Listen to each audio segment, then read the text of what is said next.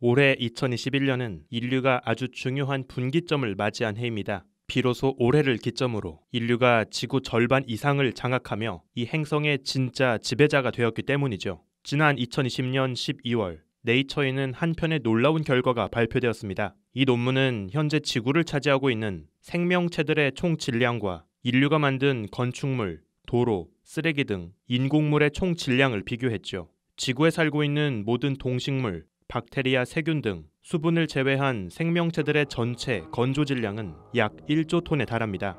이 중 대부분인 9천억 톤은 식물이 차지하고 있죠. 순수한 동물만의 질량은 40억 톤입니다. 그런데 인류가 지구에 남긴 콘크리트 빌딩, 아스팔트 도로, 스마트폰, 머그컵에 이르기까지 모든 인공물들의 총 질량이 이 지구 생명체들의 전체 건조 질량을 넘어섰죠. 인류가 남긴 플라스틱의 총 질량만 80억 톤입니다. 이는 동물들을 모두 합한 것보다 2배나 더 많죠. 인류가 지은 건축물과 도로 인프라의 전체 질량은 식물들의 총 질량보다 더 많은 약 1조 1천억 톤입니다. 21세기 인류는 이제 지구의 순수한 생명체보다 더 많은 인공물들로 지구를 덮어버린 존재가 되었습니다.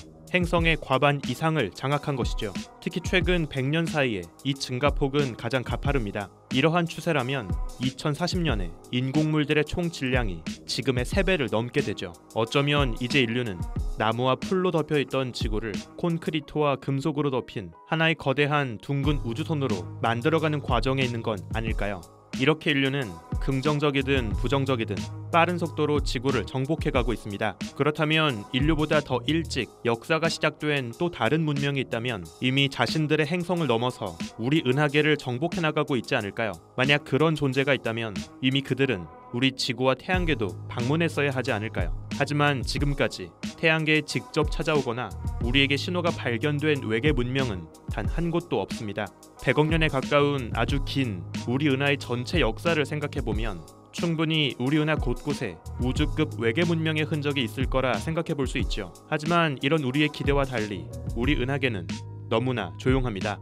대체 왜 우린 지금껏 다른 이들과 접촉하지 못한 걸까요? 물리학자 엔리코 페르미는 이런 흥미로운 질문을 던졌습니다. 그가 남긴 페르미 파라독스는 외계 문명의 존재 가능성을 연구하는 많은 천문학자들에게 중요한 과제로 여겨지죠. 그리고 최근 이 질문에 대한 가장 세련된 해답이 담긴 논문이 발표되었습니다. 과연 그들은 어디에 있는 것일까요? 지금까지 찾지 못한 외계 문명의 증거의 부재가 정말 그들이 애초에 존재한 적 없다는 슬픈 사실을 입증해주는 것일까요? 우주먼지의 현자타임즈, 왜 아직까지 아무도 우리 지구에 오지 못했는지에 관한 이야기입니다. 천문학자들은 우리 은하계 한 곳에서 성간 여행을 할 수 있는 외계 문명이 출현했을 때 그들이 얼마나 빠른 속도로 주변 별들을 정복해갈 수 있을지를 시뮬레이션으로 구현했습니다. 특히 이번 분석에선 앞선 연구에서 미처 고려하지 못했던 중요한 요소를 함께 고려했죠. 바로 우리 은하를 구성하는 별들의 움직임입니다. 우리 은하 속 별들은 함께 궤도를 돌고 있습니다. 그래서 별과 별 사이의 거리는 시기에 따라 달라지죠. 현재 태양에서 가장 가까운 별은 약 4.3광년 떨어진 프록시마 센타우리입니다. 하지만 앞으로 약 3만 5천 년이 더 지나면 그 사이 별들이 움직이면서 프록시마 센타우리는 태양에서 조금씩 멀어지죠. 그동안 로스 248이라는 또 다른 별이 우리 태양으로 더 가까이 접근합니다. 지금 당장 인류가 진출을 꿈꿀 수 있는 가장 가까운 이웃별은 프록시마 센타우리이지만 앞으로 3만 5천 년이 더 지났을 때 인류에게 가장 가까운 이웃별은 로스 248이 되는 것이죠. 우리 은하 속 별들의 움직임을 정확히 반영해야 은하계 속에서 별과 별 사이를 여행하는 우주 문명의 확장 속도를 추정할 수 있습니다. 천문학자들은 보다 더 현실적인 상황을 가정하기 위해서 광속을 돌파해 순식간에 은하계를 여행하는 방식의 이런 SF 같은 우주선은 가정하지 않았습니다. 한 별에서 최대 10광년 범위 안에서만 진출할 수 있고 또 그 어떤 문명도 30만 년 넘게 우주를 항해하지 못하도록 제한했죠. 또한 시뮬레이션 속에서 생성된 모든 가상 문명은 인접한 별을 향해서 평균 1만 년에 한 대 정도의 그리 높지 않은 빈도로 우주선을 보내도록 했습니다. 다른 별로 날아가서 그곳에 정착한 이후 그 문명이 가장 오랫동안 머무를 수 있는 시간은 1억 년으로 제한했죠. 그렇다면 이런 가정에서 우리 은하 속 우주 문명은 얼마나 넓은 영역까지 퍼질 수 있었을까요? 시뮬레이션에 따르면 태양이 위치한 우리 은하 외곽의 한 포인트에서 우주 문명이 퍼지기 시작하고 나서 단 3,400만 년 만에 은하계 중심부까지 문명의 손길이 닿기 시작했습니다. 특히 별들이 더 높은 밀도로 바글바글하게 모여있는 은하계 중심부에서 문명의 손길이 닿자마자 아주 빠른 속도로 문명이 퍼지기 시작했죠. 은하계 버전의 수도권 과밀화 현상이 벌어진 셈입니다. 그리고 시뮬레이션의 전체 러닝타임 약 10억 년이 지났을 때 은하계 거의 모든 별들에 문명이 들어섰죠. 놀랍게도 이 과정에서 시뮬레이션 속 우주선이 날아간 평균 속도는 겨우 초속 수십 킬로미터 정도입니다. 이는 현재 인류 기술로 날려보낸 보이저 탐사 로봇이 우주를 항해하고 있을 정도의 아주 느린 속도죠. 시공간을 넘나드는 SF 속 우주선을 가정하지 않아도 10억 년 정도의 충분한 시간이면 은하계 전체를 정복할 수 있다는 뜻입니다.